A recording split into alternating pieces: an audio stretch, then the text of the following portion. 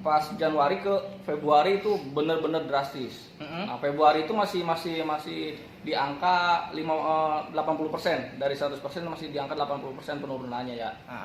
Nah, setelah masuk bulan ketiga, Januari, Februari, Maret itu udah turun drastis sampai 60%.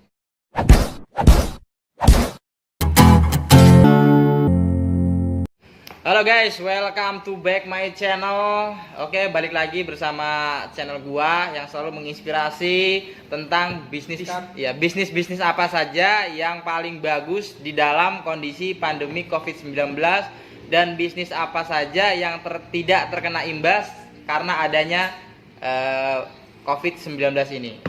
Oke, saya sudah bersama dengan salah satu narasumber. Dia adalah seorang pebisnis. Dia sudah lama bergelut di bidang bisnis. Dia sekarang menggeluti salah satu bidang bisnis yaitu supplier material. Oke, halo guys. Oke, saya udah bersama Bro Dewa. Kita sudah bersama narasumber kita yaitu salah satu supplier material. Gua mau tanya tentang kondisi usaha material di dalam suasana COVID-19 ini. Ya, kalau untuk sekarang ini menurut gua gini, Bro. Jadi semua pengusaha maupun di bidang material maupun di bidang perdagangan itu menurut gua ya semuanya kena dampaknya ya. Karena apa? Perekonomian di negara Indonesia, khususnya di Indonesia ini ya memang belum normal sekali gitu kan. Karena ya memang dalam pembentukan pemerintah sendiri itu ya masih fokus ke menangani COVID-19.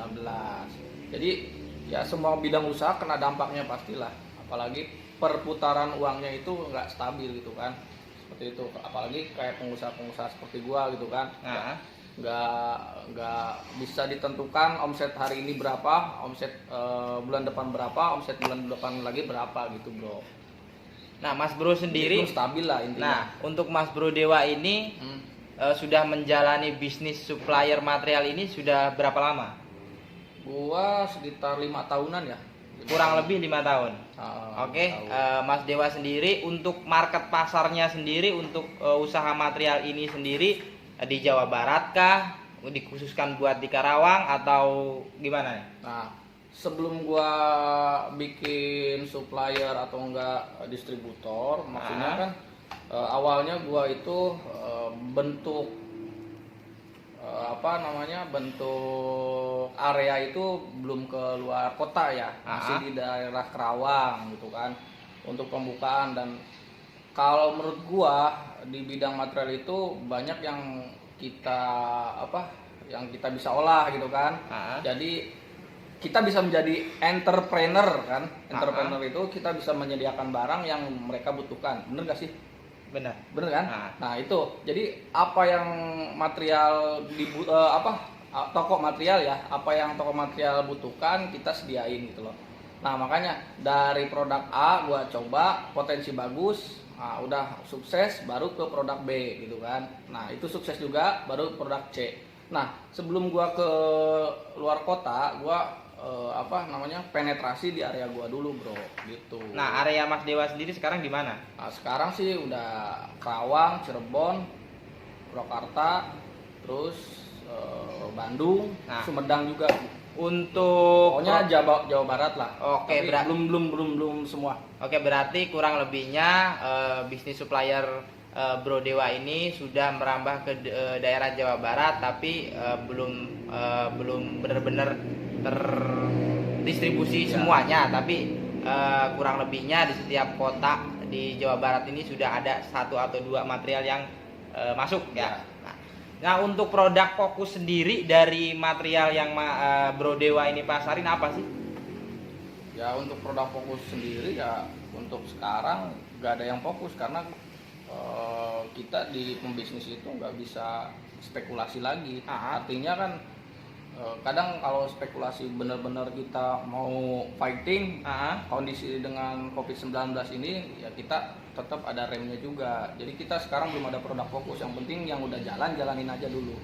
Oke. Nah, karena kita mengerem juga gitu, Bro. Untuk pendapatan dari bisnis supplier ini karena adanya pandemi COVID-19 ini kerasa nggak? Omset untuk Oh, omset. apa Ya? omset? Omset Oh. keseluruhan. Omset all keseluruhan ya downgrade, turun. Berapa persen Pak kira-kira penurunan dari penghasilan biasanya sampai sekarang adanya pandemi Covid Nah, ini? sebelum pandemi Covid-19 ya 2000, gua berasa banget ya. Dari 2019 itu awal 2019 itu gua masih stabil. Nah, Januari itu masuk ke 2020 Januari itu ada yang di Cina ya, di Wuhan itu corona ya. Pastinya menurun.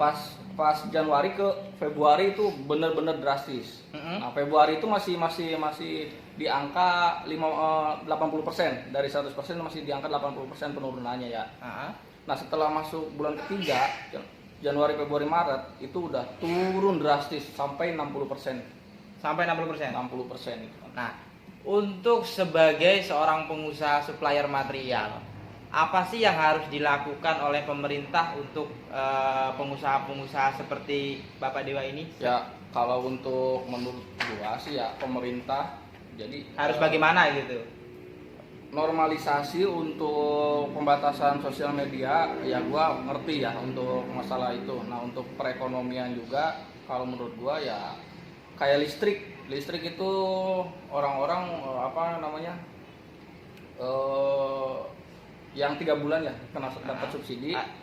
Tapi giliran naik semua kena. Semua kena. Harusnya kalau misalkan ini ya menurut gua kan karyawan gua juga ada yang dikurangin gitu kan. Nah, menurut gua di bidang pengusaha pun harusnya kasih gitu kan. Support ke situ. Support ke situ juga. Jadi kita dalam apa namanya kayak penggunaan komputer, penggunaan apa pokoknya lampu listrik lah ya, berhubungan dengan listrik di kantor-kantor gua ya itu bisa tersubsidi juga. Nah, selain itu gua kan ada sisa apa namanya subsidi silang dari pemerintah, ya udah gua bagi-bagiin lah buat sedekah atau buat ke si yang membutuhkan gitu. Kita bantu juga untuk menangani Covid-19 ini gitu.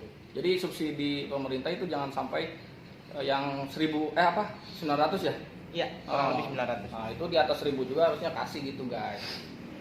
Oh, berarti keinginan Bapak Dewa dari kacamata seorang pebisnis, jadi keinginan Bro Dewa ini, jadi untuk pemerintah sendiri tidak memilih-milih masalah subsidi dari pemerintah atau bantuan yang turun dari pemerintah. Jadi sebenarnya kan dampak Covid-19 ini dirasakan oleh semua masyarakat, tidak hanya sebagian masyarakat aja. Jadi dari kalangan menengah ke atas maupun kalangan menengah ke bawah semuanya kena imbas kan gitu ya. Betul. Nah, jadi keinginan Bapak Dewa atau sarannya buat pemerintah sebagai pebisnis jadi tidak ada pilih kasih. Kalau emang mau naik ya naik semua, kalau emang mau dikasih subsidi ya subsidi semua kan gitu ya. Betul.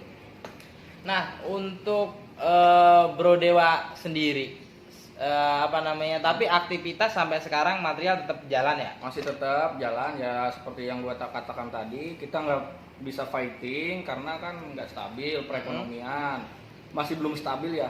Masih belum stabil ya? Masih belum stabil karena kan kita nggak bisa menerka-nerka besok harus seperti ini gitu kan. Kalau kondisi seperti ini perekonomiannya, kalau misalkan masih normal, kita push selling ke material juga lebih enak. Jadi kita udah ada program ke depannya gitu kan. Kalau sekarang kita nggak bisa buat seperti itu karena kan perekonomiannya nggak jalan. Jadi nanti dampaknya ke kita juga, guys. Nah, jadi itu bro. Jadi dari pembicaraan kita tadi ya, sobat-sobat subbreaker. Jadi gini teman-teman, saya mau sedikit ngobrol-ngobrol sama Bro Dewa ini. Jadi kita ini negara Indonesia ini kan bisa dibilang negara berkembang lah ya. Yang sekarang mau di era modern ini kita sebagai negara berkembang dan kita salut sebagai warga negara karena ada anak-anak muda seperti Bro Dewa ini yang sudah memulai bisnis. Jadi dia tidak terfokus ingin mencari pekerjaan dan sebagainya. Ya mungkin ada pesan dan kesan untuk pesan-pesan untuk teman-teman nih. Jadi tidak harus teman-teman itu berfokus kepada saya harus kerja, harus gini gitu. Coba saran-sarannya buat teman-teman di luar sana, para anak-anak muda Jadi bagaimana sih bisa menjadi pengusaha muda itu harus bagaimana? Gitu. Oh gitu. Jadi ya menurut gua ya awalnya ya kalau untuk memulai usaha itu menurut gua ya lu harus berani dulu. Berarti modal pertama? Berkeberanian. Oke, modal pertama berani. Kalau orang-orang menyebut modal itu adalah uang, itu nomor sekian karena Allah Subhanahu wa taala menciptakan kita dari brojol ya, apa brojol bahasa Lahir. Oh iya, dari lahir itu nggak bawa apa-apa. Ya proses mungkin dari berjalan sampai saat ini ya seperti itu guys. Menurut gua berani dulu karena Allah Subhanahu wa taala memberi kita otak untuk berputar dan berusaha gitu kan. Untuk berpikir lah intinya. Untuk ya. berpikir. Nah, terus jangan sampai kalau misalkan yang pertama banyak orang-orang yang ingin sukses ya, kita Iya. katakan sukses aja ya, berhasil.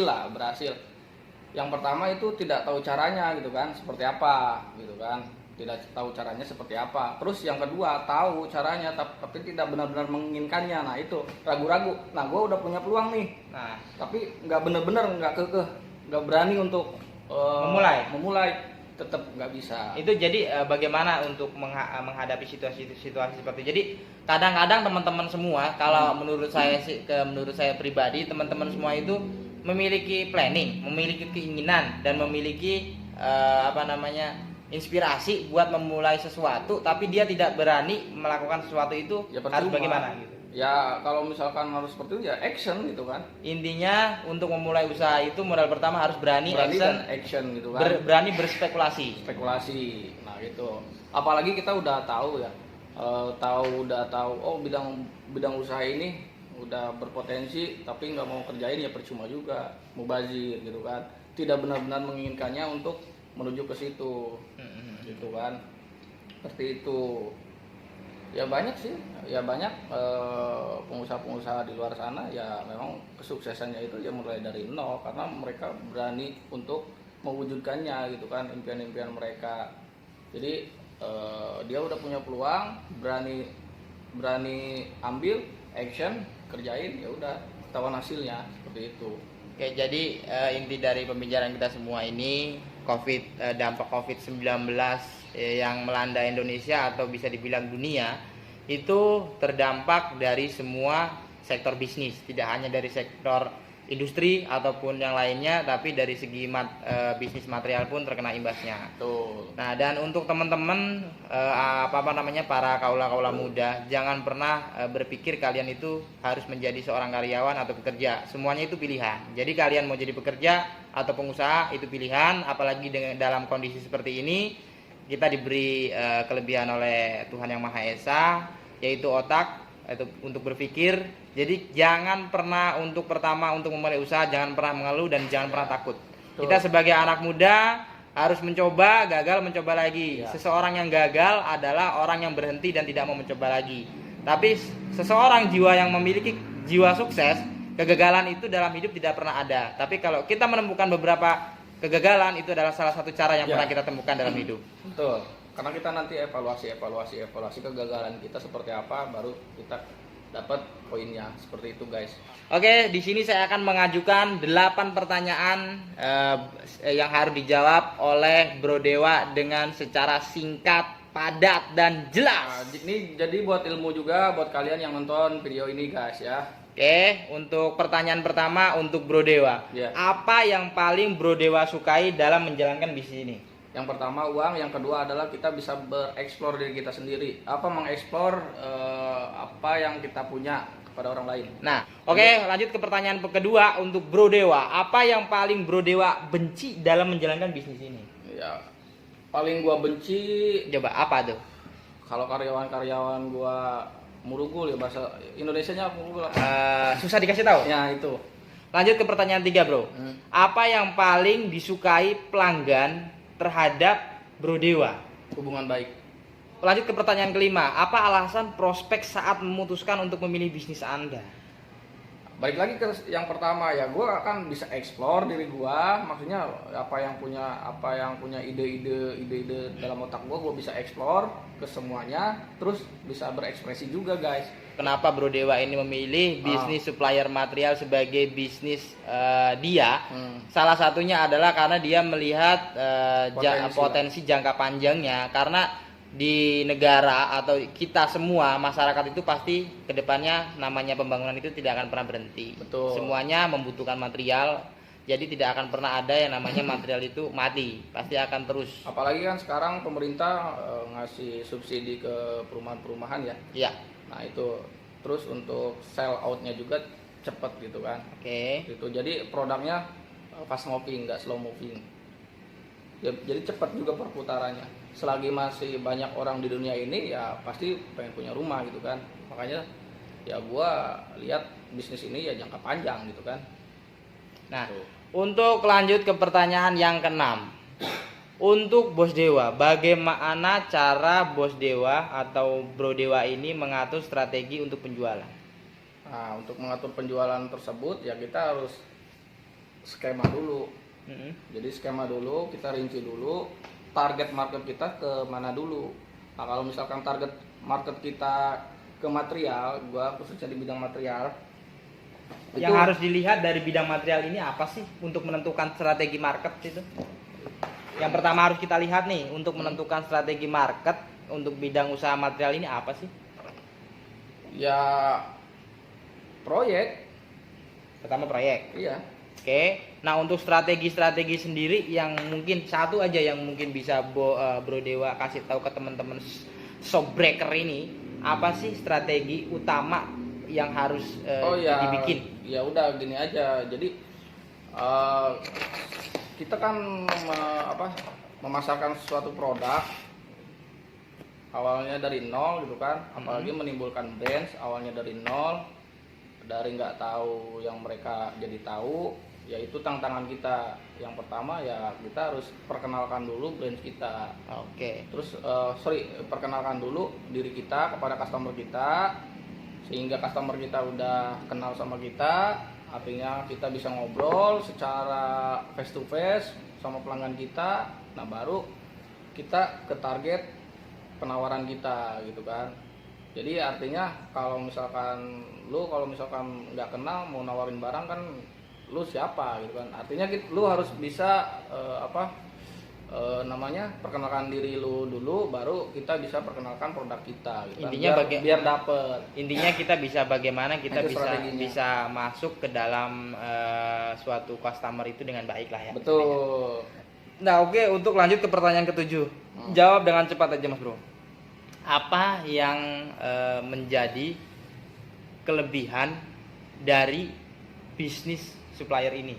Apa yang menjadi kelebihan dari bisnis material ini? Apa sih kelebihannya bisnis material ini? Kelebihannya yaitu jangka panjang. Jangka panjang ya? Iya, jangka panjang. Terus untuk persentase keuntungannya juga ya menurut gua ya lumayan. Oke. Nah, itu. Untuk kelemahan dalam bisnis material ini apa sih Mas Bro? Kelemahan bisnis dalam material ya kita harus bisa pinter-pinter sortir toko-tokonya. Oke. Jadi kita harus bisa sortir satu persatu toko-toko tersebut bermasalah atau tidak gitu kan. Nah, referensi orang-orang ya itu sangat penting gitu kan. Bukan hanya kita asal masuk tapi kita nggak bisa toko tersebut nggak bisa bayar ya percuma juga gitu kan. Bukan hanya bisa menjual tapi harus bisa juga menjadi partner yang baik. Partner yang baik seperti itu. Oke, jadi intinya untuk kelebihan dari bisnis material ini salah satunya adalah dia menggunakan market jangka panjang. Jadi semua orang membutuhkan material, tinggal tergantung bagaimana kita bermain dengan kompetitor kita, saingan kita tentang masalah harga. Yang kedua yaitu kelemahan dari bisnis material ini yaitu adalah kita harus pinter-pinter memilih partner kerja atau partner bisnis yaitu konsumen-konsumen kita. Karena untuk bisnis material ini tidak semua material itu melakukan pembayaran secara cash. Ada yang membayarkan secara invoice, tempo, PO dan lain sebagainya. Bro Dewa sendiri itu punya channel yaitu Sinde Channel. Jadi kalau teman-teman ingin melihat konten-konten yang penuh dengan inspirasi hiburan, bisnis, kreativitas, terus tempat-tempat wisata yang mungkin menarik, inspirasi yang lainnya, bisa subscribe dan lihat channelnya. Nanti saya cantumkan di link deskripsi, yaitu Sinde Channel. Jangan lupa subscribe juga guys. Subscribe Sinde Channel, like and share. Terus Oke bagi guys. yang kalian menonton video ini, kalau misalkan bermanfaat, like, share, comment, and subscribe juga guys ya.